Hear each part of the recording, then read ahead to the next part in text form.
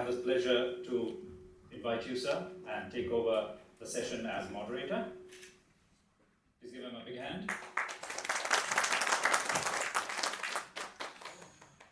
So, Sir Scott, I request you to take over the session and invite the other panelists. Thank you, sir.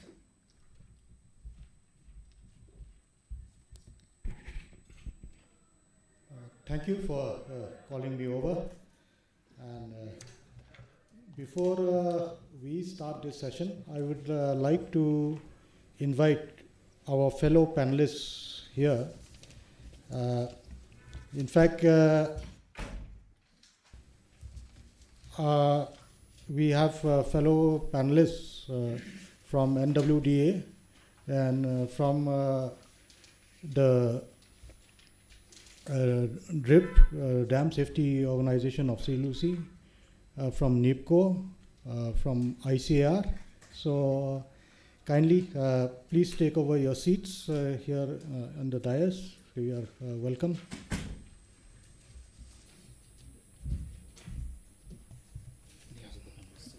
So the names are Sri Shajatnan KH, Director Technical, National Water Development Agency. Let's give him a big hand. Then Shri Rakesh Kashyap, Chief Engineer, Dam Safety Organization and Project Director, DRIP. And next is Shri PK Singh, Scientist E. I think Dr. Singh is not here. So next is Dr. Ramesh Thangavil. He is also yet to come. And then we have Shri KB Paul, General Manager from NIPCO, Shillong.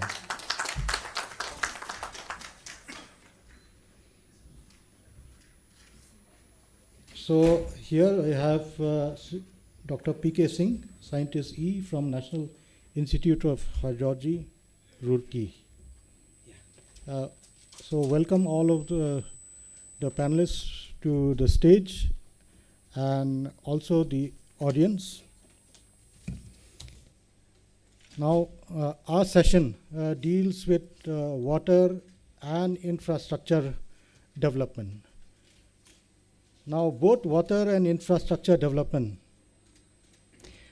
they are fundamental pillars for sustainable development. And in this session, we are at the crucial intersection of both these two pillars. So water is not only a source of life, but it is also a cornerstone of civilization.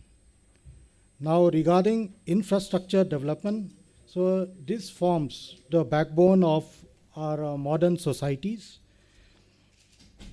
Now, as has been said by Mr. Lance Gore from the ADB during this previous session, so water and infrastructure development, they also feature as integral parts of the United Nations Special Development Goal, especially goal number 6, that pertains to clean water and sanitation, and goal number 9, that is industry, innovation and infrastructure.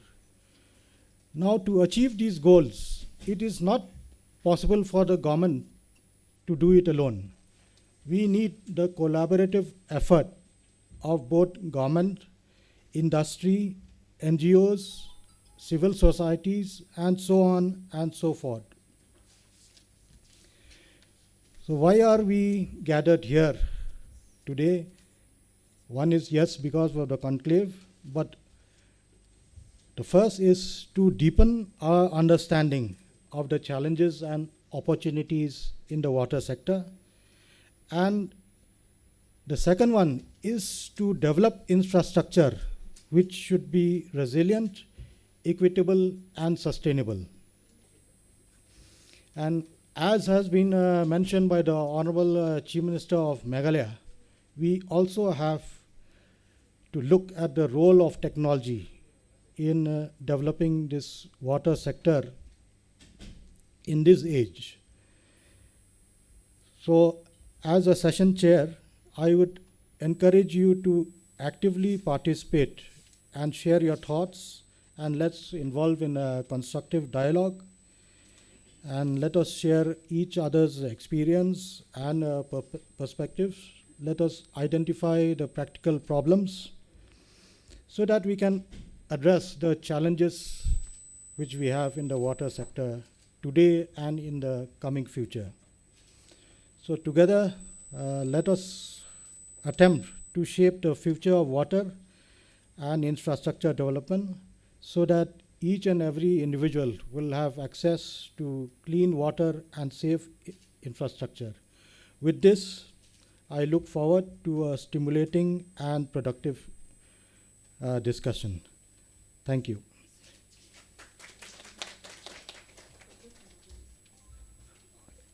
Yeah, not to leave anyone behind, we now have Dr. Thangavel from the Indian Council of Agricultural Research as a panelist. Dr. Thangavel, kindly, you are welcome on stage. Please.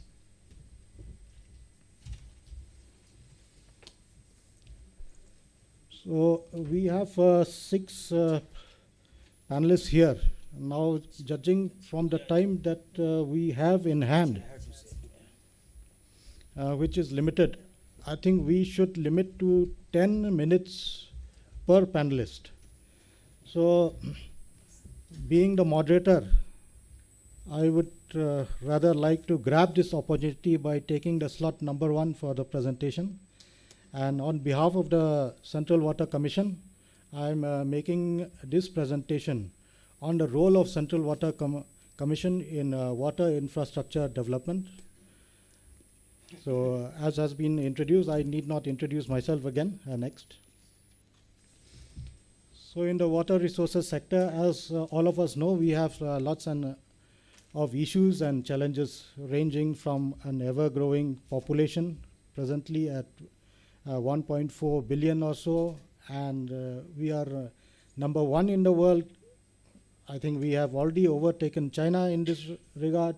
Then we have very high economic growth, rapid urbanization, then very variable rainfall and climate change.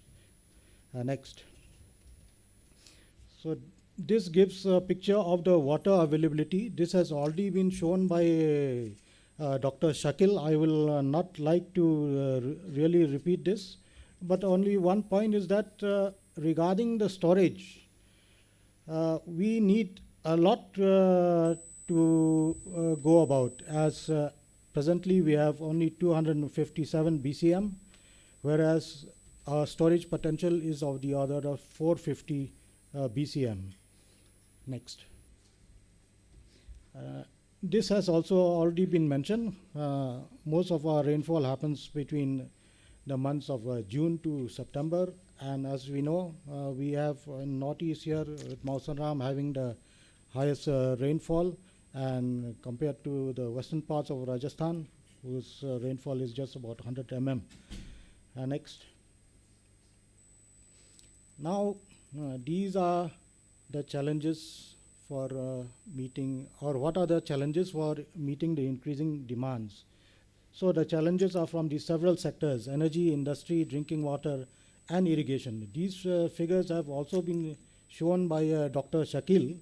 So as we see that now we have a population which is demanding a food of 300 million tons as on 2020, and this is going to increase by 50%, going to 450 million tons by 2050. So there is a lot of demand from this water sector. Next. Now, since the topic is about infrastructure development, so these are the water infrastructures that we have. So as you see, maybe in the first, if you look at domestic sector or the others also, they crisscross as to where they get the source and what are their applications. Just like domestic water, we can have our water from dams, from canals, as well as from groundwater infrastructure.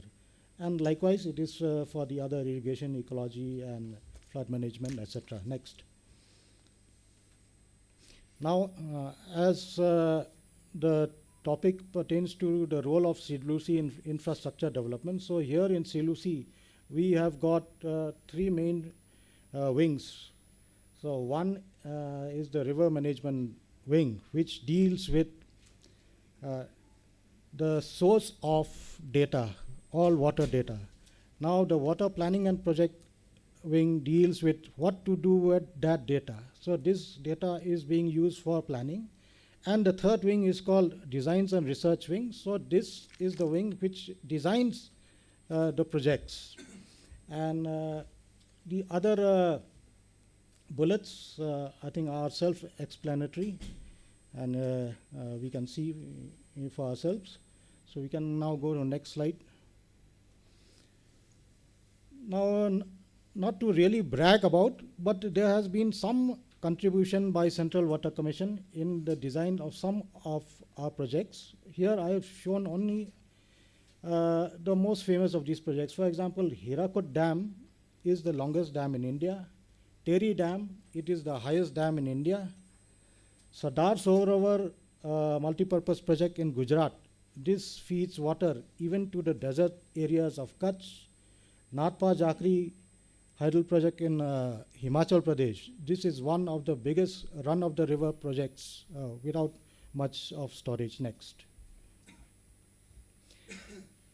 Now, we in Central Water Commission also offer assistance to our neighboring countries such as Nepal, Bhutan, and Afghanistan. Next. Now, regarding dam safety management in India, this topic will be dealt by Mr. Rakesh Kashyap in detail. However, I'll just like to inform that during this 10-year period of 2021 to 2031, 736 dams have been identified for rehabilitation. Now, out of these, 8 dams pertain to Northeast, 2 are in the state of Manipur, and 6 are in Meghalaya. Next. Now, in order to connect the center with the states, so the Silusi has opened up offices in several parts of northeastern region, but the northeastern region is basically divided into 2 basin organizations. One is the Brahmaputra basin, and the other is called the Barak and other basins. So these are called regional offices. So one is at Guwahati regarding the Brahmaputra, and the Barak is here at Shillong. So these are headed by what we call a field chief engineer. Now, in addition to this, under these regional offices, we have got 8 divisional offices spread across different states. Next. Next, please. Now, Central Water Commission, in its endeavor to gather water-related data from various rivers and streams all over the country, has a network of 1,543 hydrological observation stations. Here we measure the level of the water by this gauge, and we measure river discharge, and we measure snow gauge in high altitude areas, and as well as we measure rain through these rain gauges. Next. Now, out of that 1,543 stations pan-India, we have got 233 stations for the Northeast, and this is the distribution of the stations. Next. Now, since we deal with water, whether it is available in plenty or in short, we need to know its water, what is the quality of the water. For this, so Silusi monitors the water quality of rivers all over the country. So we have over 782 sites. Now, out of these 782 sites, we have got 165 in the northeastern region. For this, we have got laboratories which are divided into three categories, which we call level 1, which is there basically by the riverside. Then level 2, it is more of an intermediate lab where we test 25 water parameters, and the highest level is level 3 where we test 41 parameters. And CLUC also maintains a national river water quality laboratory in its office at New Delhi. Next. Now coming to infrastructure pertaining to flood management. Here we have flood embankments, drainage channels, anti-erosion works, and river training works. So these are what I call as soft infrastructure or soft structure, hard structures, I'm sorry. And basically we have these hard structures to keep floods away from humans. Now, on the flip side, we also have what are called soft structures or non-infrastructural infrastructure. So this is to keep humans away from flood, and this we do through flood forecasting. Now, and floodplain zoning. Next. So on this soft infrastructure, floodplain zoning was an idea created about almost about 40-50 years ago. Way back in 1975, the Central Water Commission has developed a model floodplain zoning bill and has circulated to all the states of the country. However, we find that only 4 states, that is Manipur, Rajasthan, Uttarakhand, and the Union Territory of Jammu and Kashmir, have passed this bill in their states. And regarding flood forecasting, so this is the process as to how the mechanism is being done in the field. Next.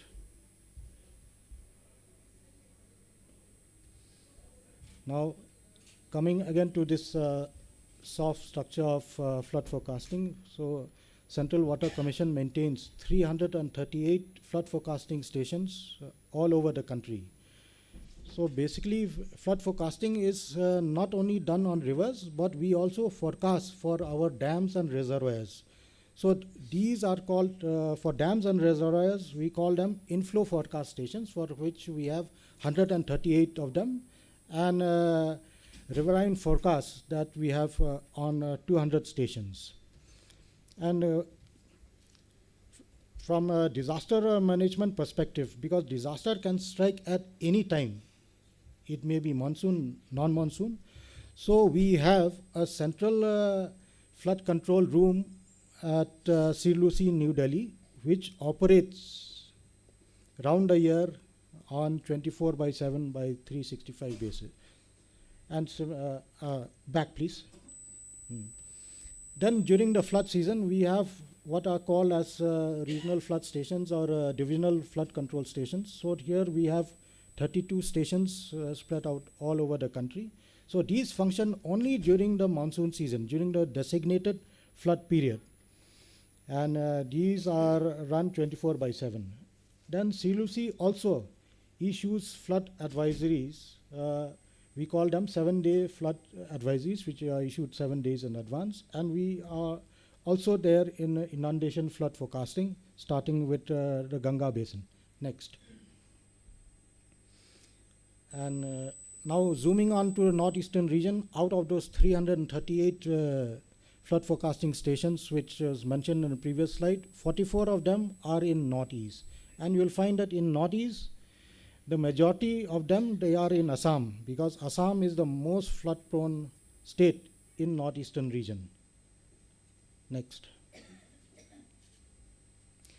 So now regarding this structural infrastructure, as Madam Secretary had also mentioned during her speech some time back. So there are constitutional provisions which state that flood management, including erosion control, it is a state subject. Now, all the planning and project formulation is being done by the state itself, or has to be done by the state itself. Now, from the side of the central government, we can render assistance to the state to the states, both in terms of technical advisory, catalytic, promotional, and financial. Now, regarding the funding for all this flood infrastructure is basically from three categories. One is from the state's own fund, the other is from the central schemes, and the third is external assistance. Next. So this just gives a picture of what is the flood infrastructure in the northeastern region. As you see, the color orange pertains to Assam. Thank you. So the orange pertains to Assam. So Assam has bulk of the flood infrastructure in the northeastern region. Next. Now CWC also measures or it rather monitors these glacial lakes which are high there above in the Himalayan ranges. So earlier our projects used to be designed only for the probable maximum flood.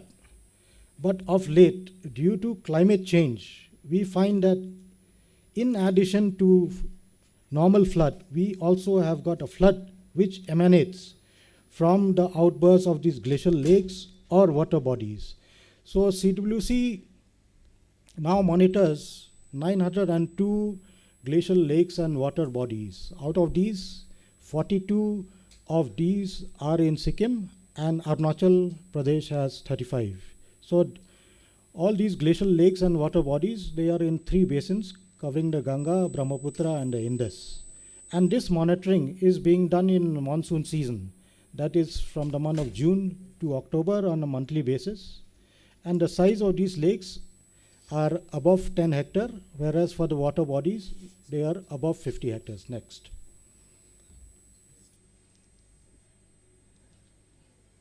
I hope there should be somebody to remind me because it will be difficult for me to remind myself regarding the time. So, I think it's still 3 minutes we have. okay, thank you. Now, water infrastructure for the irrigation sector. So, this picture gives the infrastructure on irrigation sector in the northeastern region. What we find here is that I am now again talking about the irrigation potential and then the potential created and the gap. So in the northeastern region, we have a potential about 43 lakh hectares. We have developed about 26 lakhs, and there is a gap of 17 lakh hectares. So as Honorable Chief Minister has mentioned, that when we talk about agriculture and irrigation, we only talk about what are the dams we have constructed, what are the canals we have constructed.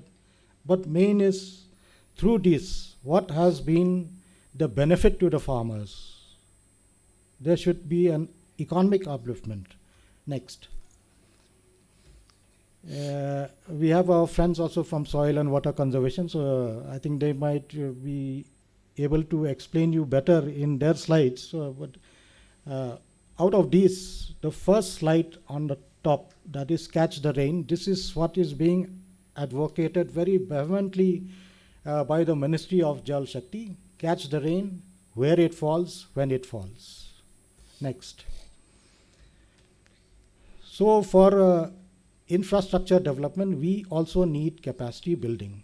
Now as far as Central Water Commission is concerned, we have the National Water Academy at Pune, where it imparts training to various water professionals. Other than that, we also impart training to the farmers, panchayats, NGOs, media, and other stakeholders. Above that, we also impart training to officials from other countries who are in the water sector. Next. So, what is the takeaway from this presentation? Is that you see, CWC is a collector of data, and this data can be used for infrastructure development, particularly for the northeastern region. And CWC also contributes through flood forecasting, because as we know, rivers don't respect state borders or country borders. So it is difficult for a state to implement flood forecasting just for within its reach. So this is where Central Water Commission comes in. And other than that, we also have understanding with our upper riparian China, and we also share our flood information with our lower riparian, that is Bangladesh, and even Pakistan. And we can help the state government in formulation of projects. I mean, then we also for development of irrigation sector. So this is basically through that central scheme called Pradhan Mantri Krishi Sinchai Yojana, PMKSY. Then, as I mentioned, through water quality monitoring, we would like that the rivers of the states remain pristine, and that shows that we have a care for the environment and the ecology. And as the last slide shows, we can also provide a lot of capacity building for the water resources professionals of the states. Next, thank you, and Kubleshwan, and Dipela. Now I 15 minutes to each. 10 minutes. 10 minutes. 10 minutes Okay. to each. So It will be plus minus. Okay, okay. Of course, we will try to make it minus. Yeah. So now I will invite the next panelist, that is Mr. Shajatnam, KH, Director Technical, National Water Development Agency. Space is not there. I think. Okay. Okay. Otherwise, shadow will be here. You can sit there. Otherwise, shadow is here.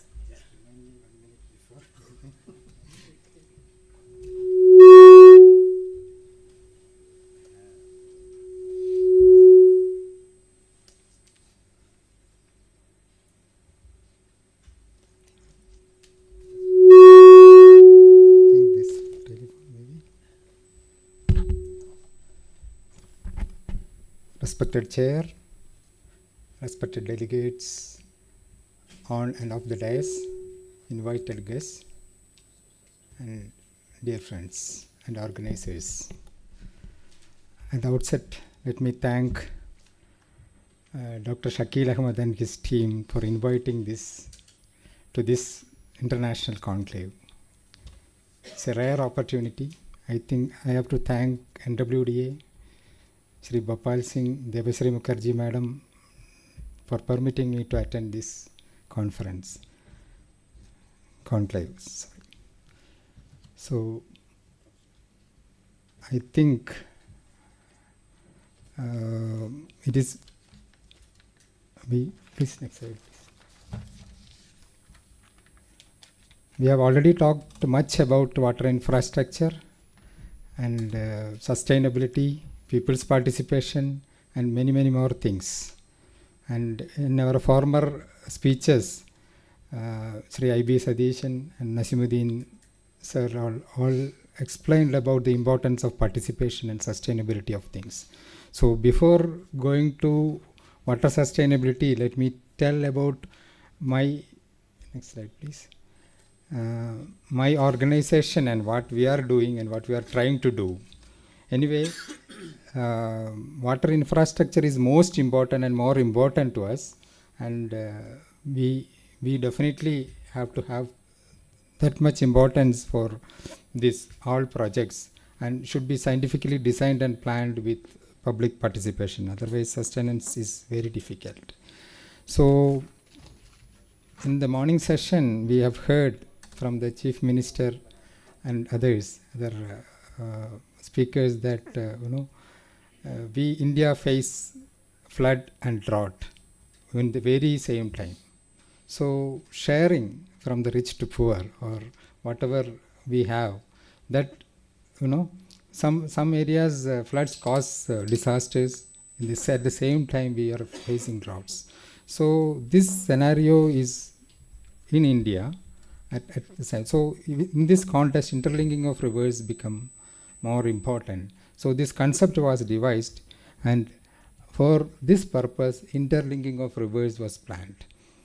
As you know, in the history also, this interlinking of rivers is practiced in very olden days also. So that all knowledge has been formulated, might be a national perspective plan is devised. Next slide, please. During 1980. So there are around 30 links we have identified.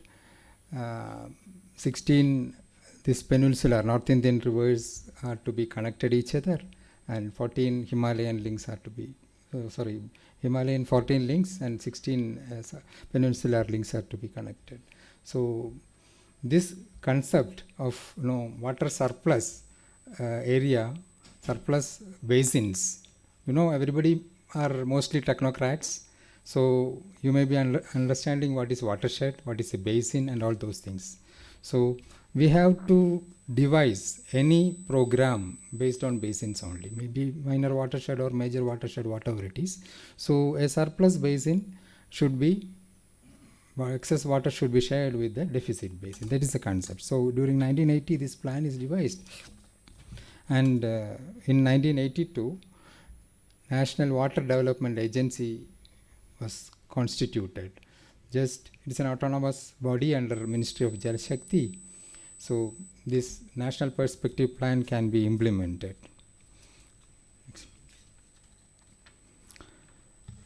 So then comes this inter basin water transfer. Okay. So as I told, this is the reason for why we are going for this inter basin water transfer. There is a lot of variation. See, in here in Shillong, Meghalaya, you have an average rainfall of 4,000 millimeter, right? Last time it is around 10,000 something. Okay. The same time we have 300 millimeters or 120 millimeters rainfall in India. And in the state of, I think in Meghalaya, if you search also, some pockets will be highly deficit area also will be there. Okay. So I have seen some of the pictures you have showcased today morning's presentation.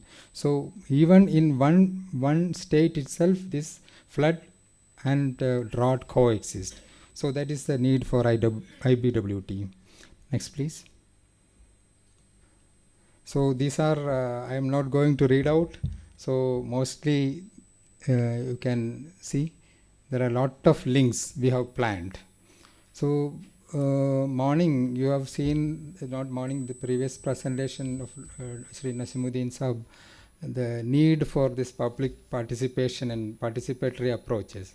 Unless otherwise a bureaucrat or a high level of public participation is assured, we cannot materialize the things. We have started our this thing in 1982, but we are able to implement one project only out of this 40.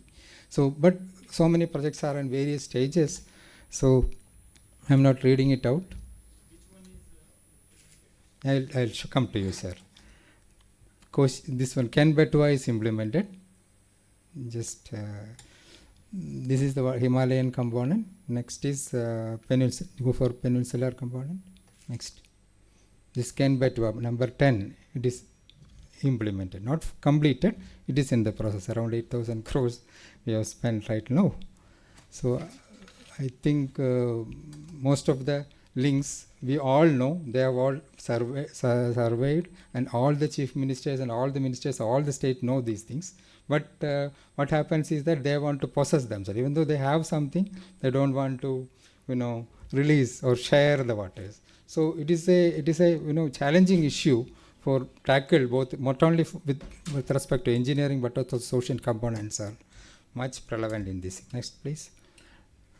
One slide before, I think. Next. Okay. Next, please.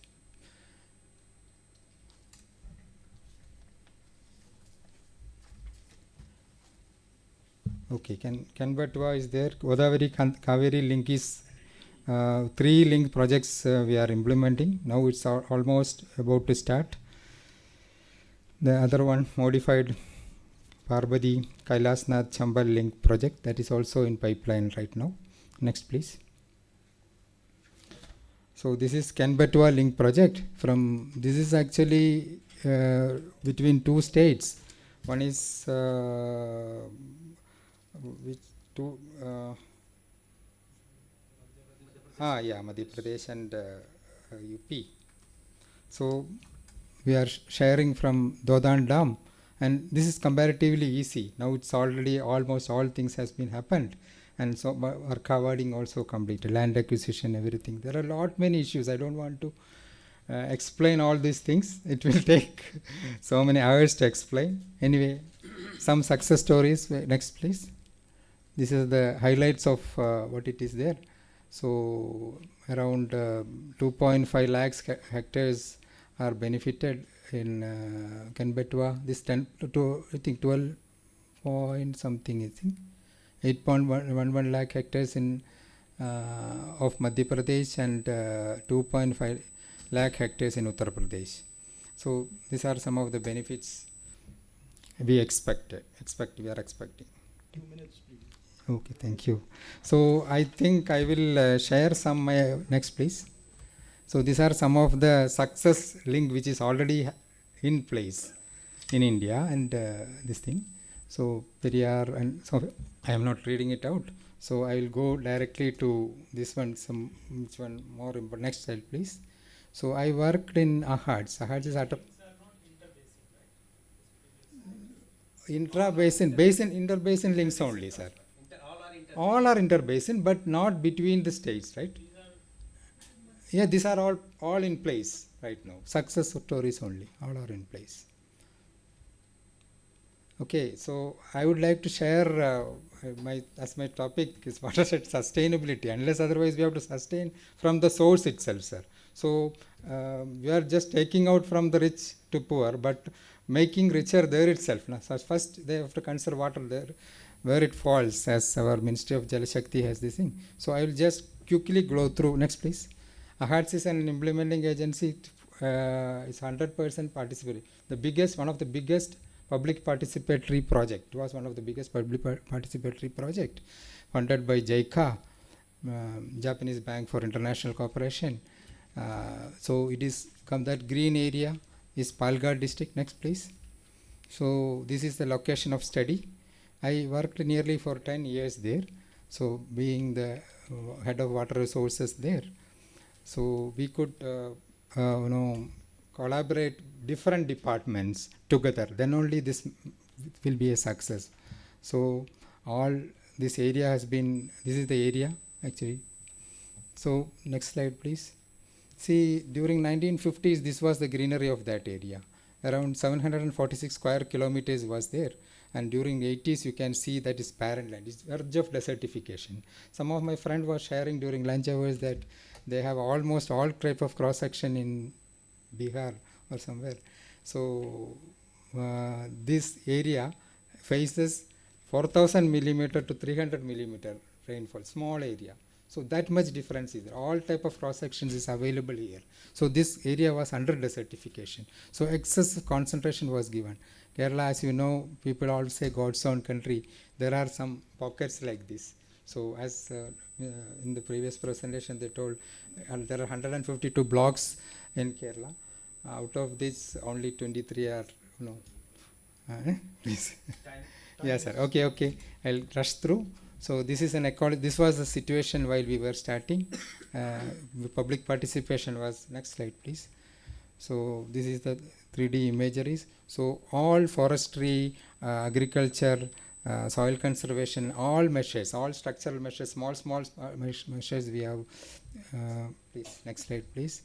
We have participated. These are 15 major watersheds in that. Only watershed based approach can succeed. That is what my experience is. So since the area in watershed all nature problems are similar, so we can treat it very easily. There are 146 micro watershed. There are micro watershed organizations, watershed based organization. There should be, next please, sufficient political will to do this thing. See, you can see that in 2001, 10 years back I left that one, 2000, by 2009 or something, it became green. See the difference. Next please. Okay, in 2000, this is in 2009 it was a situation. Next please. Yes. same location. Okay. Agriculture also flourished there, and people started moving from there. Okay, next please. This is one of the river started originating. Previously 1 or 2 months maximum in an year that will flow. This Kodungarapalam river is there. Only it is non-perennial river. It became perennial through and 3 rivers become perennial. There are 2 major streams, Sirivani and Bhavani, flowing in this area. But Sirivani is known to his this best pure water availability. So next please. So this is Mele Chavadi, Rumanthambadi river also originated. Next please. Okay, I think watershed should be made sustainable. That is only thing I can tell.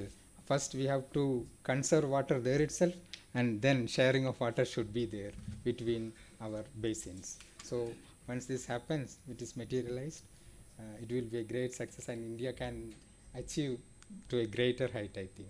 Thank you. Thanks a lot for patient hearing.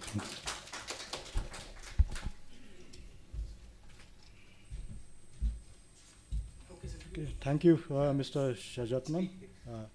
I will now invite Shri Rakesh Kashyap, Project Director, Dam Rehabilitation and Improvement Project, and also Chief Engineer, Dam Safety Organization, CLUC. Please.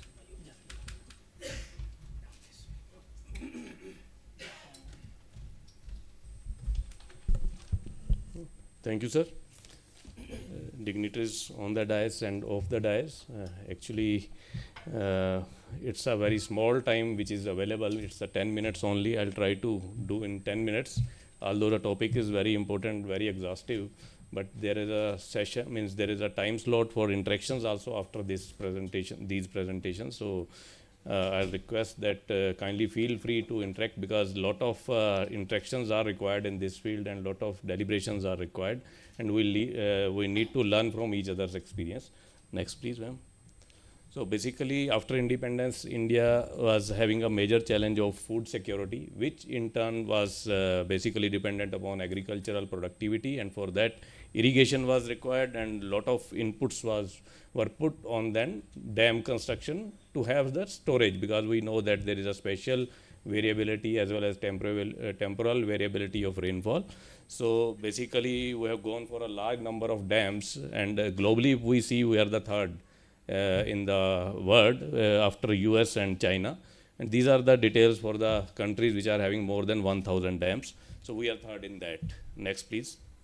So once I said that immediately after independence we focused on the dams construction and storages. So that means our reservoirs or our dams, they do have that life aspect also. If we see that around 20% of our dams are more than now 50 years old, and to be very specific, 100 years old or more than 100 years old are 212 dams. So that means that dam safety aspects which I need to now focus upon, or I'll draw attention of all the persons who are associated with this dam safety.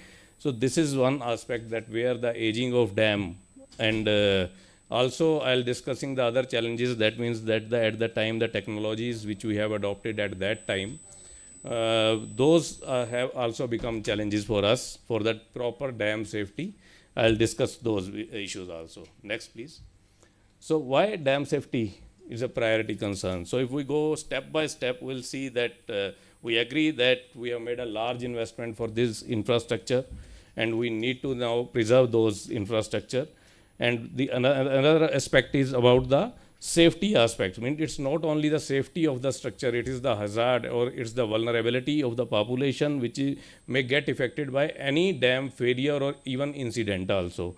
So that is also a primary concern to us. Then as I told that earlier, when we constructed number of dams, particularly in this era of 50s, 60s and 70s, then the this know-how about the designs and the protocols which are to be followed, those were not very exhaustive, and some of the protocols were not up to the mark, which we now feel that these should have been. So that means planning and design inadequacy is also a matter of concern for us. And also once we have made our structures, and it's ironical that we have not kept the sufficient budget for O&M, as we know that a stitch in time saves 9, but unfortunately in most of the cases that has not happened. Then that has led to some of the deterioration in the dams, and now we have to take care of all those deterioration. And another aspect which even in the inaugural session and plenary session everybody has touched upon, it is the climate change and extreme events, which has led to further impact on the dam safety issues. So basically these are the primary issues as per my presentation topic. Also these are the issues, and I will be discussing challenges also. Next please. So these are the some of the holistic picture of the dam failures in India. Although if I say in the global terms, we are also reflecting whatsoever is happening in the global sense also, but in India there have been primarily 43 numbers of dam failures so far. And from this figure you will see that most of the failures are in earthen dams. 83% of the failures in earthen dam, and 17 in masonry dam or concrete dams. And another surprising fact is that the low dams, where the height is less than 25 meters, they were the maximum where failures have occurred. But that doesn't mean that earthen dams are not at all safe. It is only the topography, the geology, which decides basically that what type of dams are to be constructed. After all, we have to spend the money and we have to get back the benefits also. And moreover, a number of sites do not allow us to construct concrete, or right now masonry dams are not there, concrete dams. So basically we can't conclude that earthen dams are not safe. But yes, this can be concluded that given the figure, we have to be very cautious about the earthen dams. And secondly, we should be equally conscious about the dams which are not of very large height. Because in case of large dams, rather we have stringently followed the codal provisions or internationally best practices, whereas in low dams, there have been some sort of relaxations. That's why we can tell that this has happened. And the last failure is now we are in the northeastern region, that was in Sikkim, basically on 4th of October, that Teesta 3 dam you have seen. It is also it was an earth-filled dam, rock-filled dam, and failed due to glow. That is a separate event. I'll also discussing that aspect also, because that has now become a matter of concern, and we have to be very careful about those glow events. Next, please. So it's not that we have taken initiatives right now for the dam safety. In fact, in 1979, when Machu Dam in Gujarat that burst, after that immediately Government of India has taken into consideration that there has to be some sort of mechanism where sensitization has to be there, and immediately a dam safety organization has been set up, which now I am looking after in Central Water Commission in 79, then followed by a National Committee on Dam Safety. Rather now this committee is also there as per the Dam Safety Act, but it was constituted even in 1987. Now it has been notified under Dam Safety Act, and there have been some dam rehabilitation programs. And if I say that there have been 3 prominent dam safety programs. One was from the 91 to 99, which was Dam Safety Assurance and Rehabilitation Project. It was on a very small scale with 4 states only, and then followed by a Dam Rehabilitation and Improvement Project Phase 1. This was with 8 states of southern states and some agencies in the central agencies also. And now we are taking forward DRIP Phase 2 and Phase 3, which Sir was also talking of. It is a 10 years horizon project in 2 phases, where we have 24 implementing agencies in 19 states. And where we are standing, that is also part of that program, Meghalaya state as well as the Manipur state. So this Dam Safety Act now I will be touching upon in detail. Next, please. Before that, I'll just give a brief of DRIP 2 and DRIP 3, which right now we are we have bodied upon.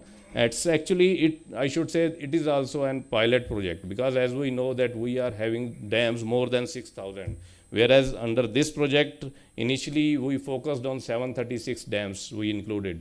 But then we could realize that depending upon the conditions of the dam and the works to be carried out, even 736 will not be covered. So rather it would be only 2 to 300 which will be exhaustively covered under this program. So it's only a pilot project where we have taken the support of World Bank as well as Asia Infrastructure Investment Bank, and we are providing support, technical support and some financial support to the states also, although most of the support is in the form of loan. But for the northeastern state, it is the 90% grant for Meghalaya as well as for the Manipur, and then for hilly other states like Uttarakhand. So this is that scenario of DRIP. Basically, we are having 4 components. The main component is about the rehabilitation of dams. But as I said that it's only a pilot. So that means we need to work on the capacity building and institutional strengthening. So component B, that is the dam safety institutional strengthening. Although financially it is not having that much outlay, but still we are focusing more on this component, because otherwise funds can be pumped into the first, but then it may not serve the purpose unless we focus on the component 2. 2 And minutes left, please. pardon? 2 minutes left. Yeah. So then incidental revenue, because we know that O&M for O&M dam of the dams, we have to have capital. So we are focusing on that. And next, please. So these are the basically tenets of the Dam Safety Act, where we are focusing on specific dams which are 10 to 15 meter high and 15 meter high. So I will not go into those details. Next, please. So these are the 4 verticals of the Dam Safety Act, where at the national level, 2 main setups: National Dam Safety, National Committee on Dam Safety, and NDSA, National Dam Safety Authority. I am also a member of National Dam Safety Authority. And at the state level, it is the State Committee on Dam Safety and State Dam Safety Organization. Next, please. So these are the basic sections where we under DRIP are also supporting the states in achieving these landmarks. These are those sections only where we feel that lot of capacity building and institutional strengthening is required. This PPT will be shared, so I hope that it will be, you can go through this, and I am available till morning tomorrow if anything is to be discussed. So I'll rush through because time is less. But on these aspects, we are providing the assistance to the states under National Dam Safety Act as National Dam Safety Authority also, as well as under DRIP. Next, please. So these are the challenges. As I told that these are the aging of dams, then sedimentation, then climate change, GLOF, instrumentation, seismic safety. I have made some slides on these aspects, provided, but time may not permit me. Next, please. For the aging of dam, basically, if that is a challenge, we have to see how to meet that challenge. It is just like our old parents. We cannot discard them at the time of their age. We have to take care of them. That means more attention and more need is required to be given to those structures which are old. So that's why we are concentrating particularly on those structures which are quite old. Next, please. It's the... No, sir, there is no question of any design life. It is now life cycle management. They have life about more than 200, 300 years. We have an example of a Grand Anicut, which is more than 1,000 years old. It's only taking care of these structures. So sedimentation, of course, it is affecting their life. So here also we are focusing on life cycle management, where we now feel that sediments need to be nipped in the origin itself, so that less sedimentation should come. And then if it is there, then how it is to be flushed out, or desilting is to be done, or some other mechanism is to be done. That also we are focusing upon. Next, please.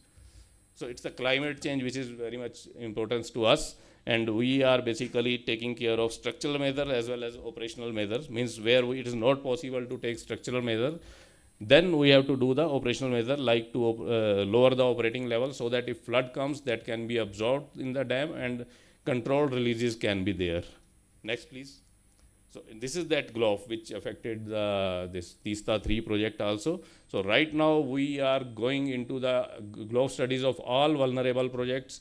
We are now revising the hydrology of all the projects, and then we are looking into the fact that how to make the dams safe in case any GLOF event occurs. Although it is not fully possible, but then to minimize the damages, how we can do that. Next, please. Then instrumentation, as we know that instrumentation gives lot of detail, but unfortunately that on that part we are lacking. But in drip we are extensively focusing on instrumentation, because these are the eyes and ears of dam safety inspection. Next please. Then seismic safety. So lot of things have happened in the last 50 years, and we could realize that this is also a paramount